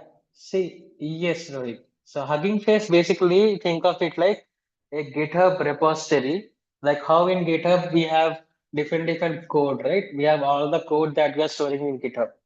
Similarly, what people have done is they have created a place where you can get not projects, you can get AI models. Hugging Face is a platform that has a bunch of AI models that you can download and use. You can directly download from here all of these models, Baidu, Poolside. You also have Gemini models as well. Yes. So what people do is, what developers do is, they create these models, they share that for openly for everyone in this platform, and you can open any of these models. You can download them directly. If you want to, you can use this model, and then you will find your download options. Okay, local apps, notebooks. You can download these models and use, or using Hugging Face API, you can directly connect to these models to your applications. Now, let before I close this call, let me show you guys one application that I have built. Okay, this is a Swiggy application, so Swiggy clone basically. Now, yesterday, if I remember, I told you we need to have one extra thing that we can show inside our project. So, whatever project that you are building, see, everyone can build Swiggy code, but what is that one extra feature that you're adding inside your project that makes your project stand out more? And in this project, the extra feature that I have added is basically this Mood AI feature, where this is connected to Gemini. And depending on the mood, it automatically suggests me one dish from all the areas, from all the restaurants. Let's say I'm happy right now. When I am happy, sometimes I like to eat some heavy food because I'm happy. So let's see what dish it suggests. Okay, AI is now recommending pizza for happy mood. Or if I want to eat healthy, let's see what it gives us. So it is giving us this particular dish. And directly I can add to cart, and here directly I can check out as well.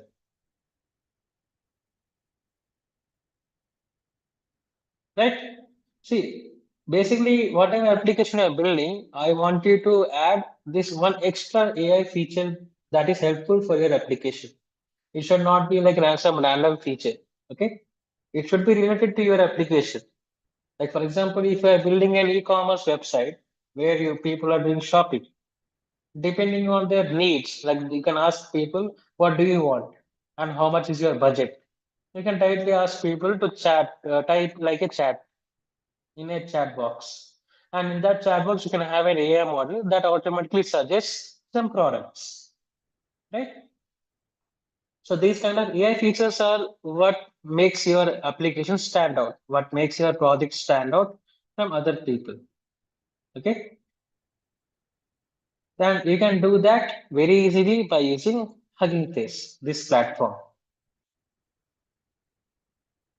Now, going back to our roadmap here. So, build projects, build a lot of projects, do a lot of practice, and whatever projects you are building, you have to be in a position to explain those projects very clearly.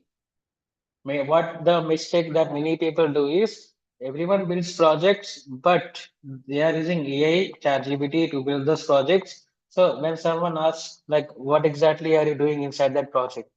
Or when they look at a framework that you're using, let's say you're using Django REST framework, they will ask you, what does it do? Why are you using Django REST framework? Why are you using only that framework? Why not a different framework? These are the questions that come when they are talking about projects. When in an interview, interviewer is talking about projects. Okay. So be prepared for those kind of questions. And finally, for job preparation, practice algorithms, practice solving problems in lead code or hacker rank or in any platform, whatever you prefer. And then system design. System design is basically the process of designing our application. See, okay, finally, last question that I will ask you is, if I am asking you to build a application, build a web application, how will you start? And I want all of you guys to answer this one. If you are building a web application, how are you going to start? Are you going to start by building HTML first or CSS first or how?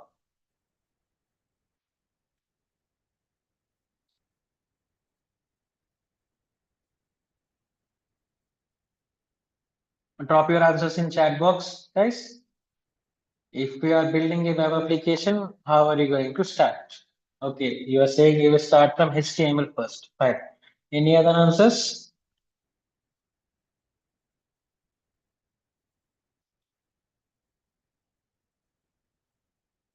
The system design is a process where make backend and then make the pages. Yes. Gather requirements, plans, decide stack. Yes, Neelam. So yeah, I would say like all of the answers are correct. And backend first, yes, Namita. So yeah, first thing we need to do is we need to build our backend first. See, let's say you are building a restaurant. You are trying to build a restaurant. When you are making a restaurant on your own, do you look at how the like if you are building a restaurant, do you build a kitchen first or are you designing a restaurant first? Obviously, you are building the kitchen first, right? And then if your kitchen is very good and all, then you start designing your restaurant. If you are let's say starting a cafe, you're starting a small cafe in your local area, then first thing you do is you buy the coffee machine, right? You don't start making like you don't start designing your cafe and then buy coffee machines. First, you look for the coffee machine, and if the coffee machine is correct, whatever you will find that, then you start focusing on okay, how should your cafe look like? Similarly, when you are designing a web application, also first thing you need to focus is how should be my backend look like? What stack do I need to use for backend? What are the features that I'm implementing? Implement those features in backend first, and then how should I show these features to user? Then you worry about what should be the front end. How should be the look of the front end, right? So if you are preparing for a full stack interview, you need to focus on all of these areas. See, you have many here. Groundwork phase zero, and then Python. In Python, you have fundamentals, intermediate topics. You have OOPS. You have advanced topics. You have standard libraries, and then you have databases, SQL databases. You have so many concepts to learn. Okay, that is why I keep saying that whenever you're going for a full stack role, the standard has become very high now. Okay, and guys, don't worry, I will be sharing all of these resources. I'll be sharing this roadmap as well. And before we close, finally, let me share the QR code for today's attendance. Don't forget to fill this QR code, everyone. So I'm displaying my QR code here for the attendance. Hopefully it's visible for you guys. Guys, ping in chat once if the QR code is visible for everyone.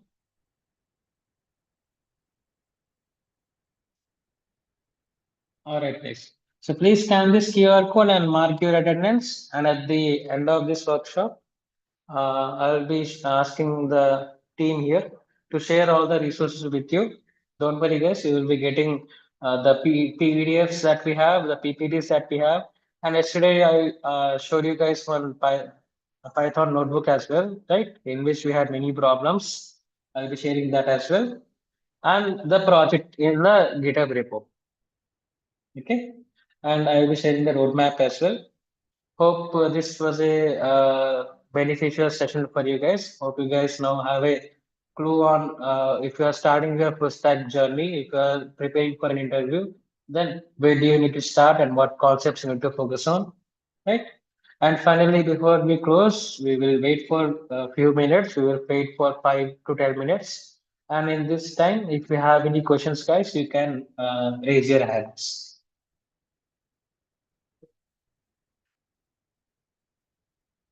Yes, so Google Lens might not work. Let me do one thing. I'll share the link with you guys.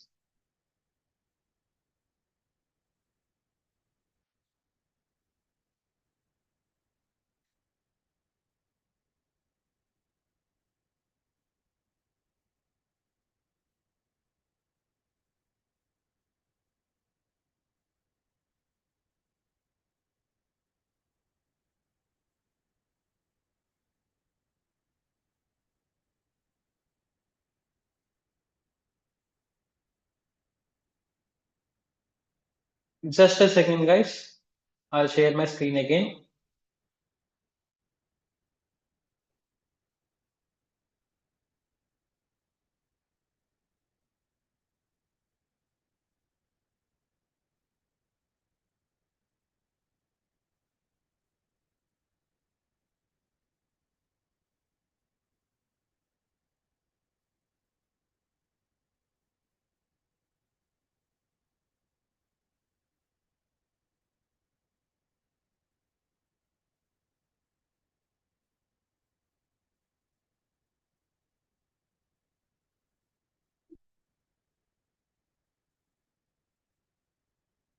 All right, guys. I hope the screen is visible for you guys. And I have shared the links, Google Form link as well.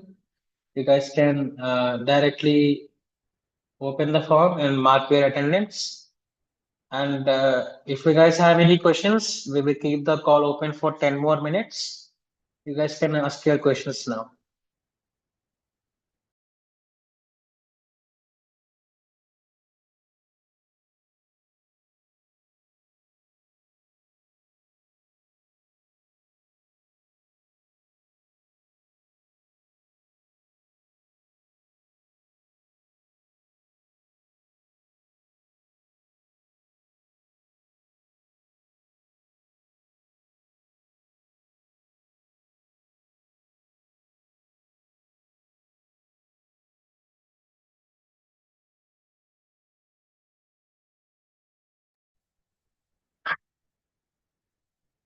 Yes, Namita, all the resources will be shared to your email IDs.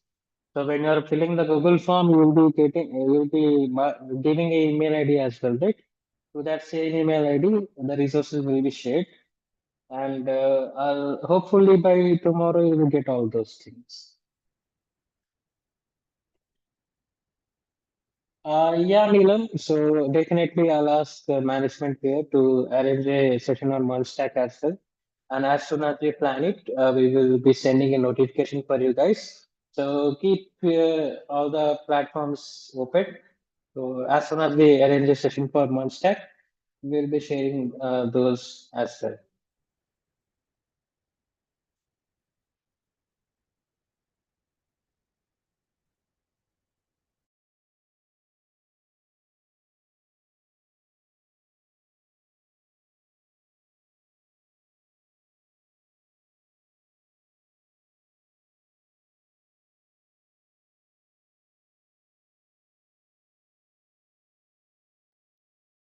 If you have any more questions, guys, we will keep this call open till 6:10.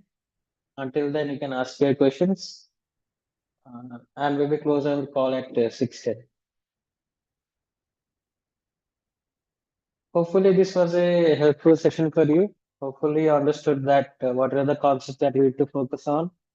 And you guys also found out which concepts you are lacking right now.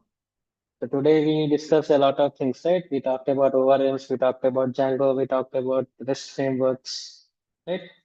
So all of these are very important concepts when we are focusing on full stack in Python. All these concepts are very important for you guys to get jobs, to crack your interviews. Understanding these concepts makes you stand out from other people.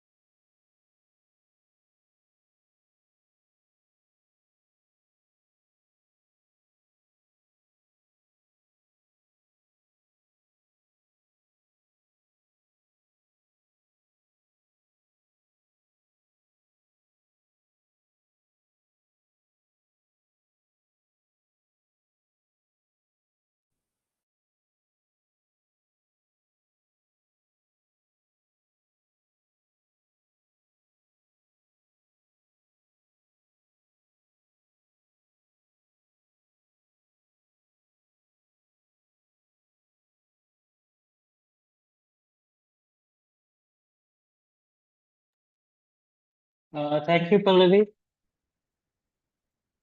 Thank you, Shreyas. I'm glad you guys enjoyed the session for today. And hopefully, we'll be having a lot more sessions like this. And we are planning on a 5 day workshop as well, where we will be discussing a lot more things in Python full stack and data science.